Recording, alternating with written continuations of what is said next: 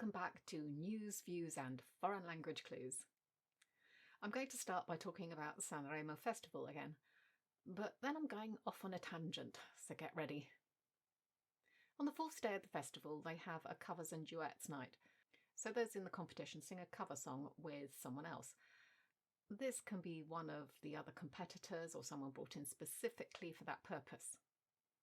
This year, Lucio Corsi did a duet with Topo Gigio. By the way, Lucio Corsi's song is also this year's Eurovision entry, even though it came second at Sanremo. But that's not my tangent, so I'm parking that there. Now, for those of you who don't know, Topo Gigio is a puppet, a mouse, a very old, eternally young mouse now. They sang Nel blu dipinto di blu, which many English-speaking people will know as Volare. I believe that's Dean Martin's fault, as he sang a version of it, which was a mixture of Italian and English. If you don't know who Dean Martin is, then you're probably young, and you'll have to go and look him up if you're interested. Anyway, the performance made me smile a lot. I'll put a link to the Rai video at the end of this so you can watch it yourself. Why do I bring this up? Because both of these are things I remember from my youth. The song was a Eurovision song, but way before I was watching the contest. But it became hugely popular. It's likely I only ever heard the Dean Martin version though. But Topo Gigio also popped up on UK television quite frequently, as well as, according to Wikipedia, many other countries around the world. Of course, I had no idea what Topo meant, and although I knew he was supposed to be Italian, I'm sure he had some kind of English-speaking Italian accent, I had no clue that he actually was. I just assumed it was someone pretending that their puppet was Italian. Why wouldn't I? I was only a kid.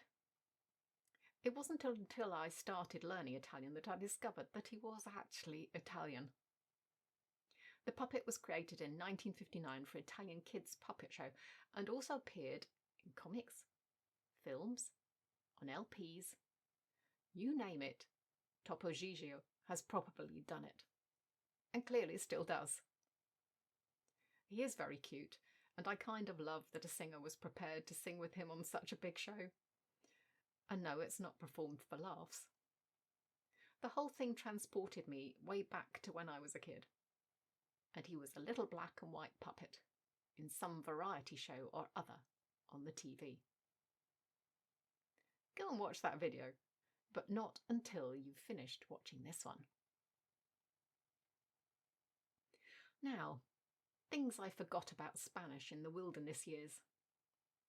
Those who've been following me for a while will know that I studied Spanish as one of my languages in my youth and also used it at work for around 7 or 8 years. Then I abandoned it until a couple of years ago. In that time, there were lots of things I forgot, although they were lying dormant. You might think I'm talking about vocabulary, and that does factor in, of course. But I'm specifically referring here to 2 pretty big things about Spanish. First, I'd forgotten about ser and estar, having 2 verbs for to be with different uses. I know, how could I forget that? Well, probably because it was further pushed back by learning Italian, which doesn't really have an equivalent. And essere kind of sounds like a weird mix of the 2 Spanish verbs. Also, I refreshed French first, and that doesn't do the split either. So when I came to refreshing Spanish, I groaned when it first came up and remembered the pain. The other really big thing I'd forgotten was the preterite tense. Both Italian and French plump for the compound verb version for common or standard usage, non-continuous past tense. Spanish doesn't. At the time of first learning it, that probably made it easier. Now it makes it more difficult, especially as some of the verb forms seem pretty close to the passato remoto in Italian, which I have never tried too hard to learn, although I read it all the time. What I've been trying to do whilst reading is to notice the preterite forms, so that they stick better in my brain. But obviously I'm not reading Spanish all the time, as I prefer to alternate books rather than read them concurrently and get myself thoroughly confused, although I have done that in the past. Now a heads up on something to do with French. I am reading a book in French at the moment, but I'm pretty sure I won't be talking about it on the channel. That's for two reasons. First, the style of writing is unusual and I feel it wouldn't be easy for a lot of people to cope with. Second, the subject matter. For a start, none of the characters are, so far, sympathetic, and I'm well into it now. There is also what I consider to be heavy stereotyping of certain, I'm going to call it cultures of people, and objectionable attitudes. And I don't feel happy promoting that. It would not be suitable for a lot of people. Having said that, at the moment I do intend to finish it. I just won't have anything to post as a result. There will be a big gap between French language books, I'm afraid. Now, a word of warning. When translation apps get it wrong and you think, does that word really exist in English? And have to check a couple of dictionaries because it sounds so wrong. Mavericky. He's very mavericky. Nope, sorry. He's a maverick. No one is mavericky today. Even if there is some place in the world where this is said, people in the UK will think it's decidedly weird and might even ask you what you mean. Try getting out of that one. Or choose something else to start with instead. Okay, let's get on to words and expressions in other languages. Let's start with Italian. What do you think this means? Entrare a gamba tesa, or intervenne a gamba tesa. Well, gamba tesa means with a straight leg. I guess it's like a tense leg. So you've probably guessed by now that we're not talking literal. The phrase means to tackle, wade in, aggressively enter, barge in. It brings to the mind the idea of someone sticking their foot in a doorway so that you can still get through if someone's trying to keep them out. That's probably not where it came from, but it might help remember what this means. Next, I saw this in the description of a podcast. Di cosa si potrà mai parlare? Of what is one ever to speak? What could we, possibly be talking about? I just thought it was interesting to see how this was expressed, as it's a bit different in construction to the English. Not sure I'll ever get to the stage of being able to put that together as a sentence on my own, but who knows, maybe one day. Bene. We all know that bene is good, fine, okay, but what if you pluralise it? I'd never thought of doing that, but then I saw it written down and did a double take. Yes, it simply means goods, as in products. Now, there are lots of other words that might be better, such as la merce, I prodotti, la mercanzia, or even la roba, which is stuff, if you didn't know. But it can be used for goods or such things as property and assets. Si schermi. Uno schermo is a screen, like a computer screen. So this must have something to do with that, right? I don't know how common this is, but schermare can mean to shade. Or just to screen something, like the results of a test.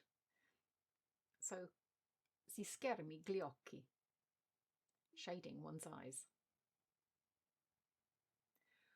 Un sorriso di sottecchi, or sorridere di sottecchi. Obviously, this is some way of smiling. Well, di sottecchi is sidelong, kind of like I'm looking at you now. So it's a sidelong smile, but it can be used with other things, so uno sguardo di sottecchi is a sidelong look. Sommo disgusto or sommo disperazione. Sommo is a word for the highest level, the greatest, or the utmost. So if someone wants to indicate a really high level of disgust, desperation, or some other thing, you might see it paired with sommo. And now for Spanish. Arañar. Last time I talked about araña meaning a chandelier, but there's also a verb, arañar, which I've been seeing a lot in the books I've been reading. And I can kind of see how both are linked, but I'm not sure spiders would be very good at this. It is to scratch, scrape and claw, which I imagine something with long nails or talons being more likely to do. This is indeed the type of being that was doing the scratching and clawing. Él asintió. One thing I've noticed is that rather than saying someone nodded their head, using multiple words, the verb assentir is used, which is translated as both to nod and to assent, agree, which is what it sounds like to my ear anyway. Of course, this gets rid of any confusion because I know that in some countries, nodding your head doesn't mean that you agree. So simply saying that someone assented gets over that. Un Tiovivo. Any guesses? I didn't have a clue when I saw this. It's a merry-go-round, a carousel. It's not the only term for this, but it is the one with the second highest number of examples on reverso context, the first being the more obvious one, un carrusel. There's a legend that explains why this name was adopted in Madrid. I'll link to a page below that shows it. And yes, it does have something to do with an uncle. Non pude pegar ojo. I couldn't. Well, pegar is to paste or stick. I couldn't stick my eyes together. Well, if you just think a little outside of that box, you might get this. What happens when your eyes are closed apart from not seeing? You sleep. I couldn't keep my eyes closed. I couldn't sleep a wink. Or I think we'd more often say, I didn't sleep a wink. No tenemos elección. We don't have an election? What is an election? It's where you choose something. You elect to do something. So if you don't have an election, you don't have a choice. Of course, una elección can mean the political game we all take part in every few years, but in my experience, other languages frequently use the plural for those type of elections, as do we. Reptar. If you were to think that this verb comes from the same source as reptile, you'd be right. And what do reptiles frequently do? They crawl and slither and creep. Lots of things do this in fantasy and science fiction. I've seen this one quite a lot, and every time I think reptile. Time for some French. Au jour le jour. This one might be the easiest one to guess, especially in context, because what else could it be than day by day, from day to day, or daily? Partons douce. This one, however, might be a lot more difficult. Douce, of course, is sweet, soft, gentle. To leave gently? Well, maybe. En douce is on the quiet, or on the sly. So basically, secretly. You might think elope from that, depending on the circumstances, and I'd agree. But the only translation I found was to ride off into the sunset, which is similar but not quite the same. Un pressing. Something pressing like a meeting? Nope, this is something pressing in the physical type. And pressing is a dry cleaner or a laundry, where they do indeed do a lot of pressing. Être sur écoute. Do you read a lot of crime and mystery and suspense? You could well come up against être sur écoute. If you do, this means to be bugged. In the tiny microphone hidden somewhere unexpected way. À ras de terre. This is another one that might be discernible in context. À ras de is at the level of, so if you add terre to it, it's at ground level or along the ground. Le trac. I defy anyone to guess this just with those two words. Go on, give it a try. I'll give you a couple of seconds. No? This is a term which means stage fright, the jitters, cold feet, or if we're going a little less colourful, nervous. Portuguese. Do I have anything to add to this for Portuguese, seeing as I've only been learning it for a couple of months at the time of recording? Let's see. Nope. But I do have another video talking about my journey so far with Portuguese, which you can see here.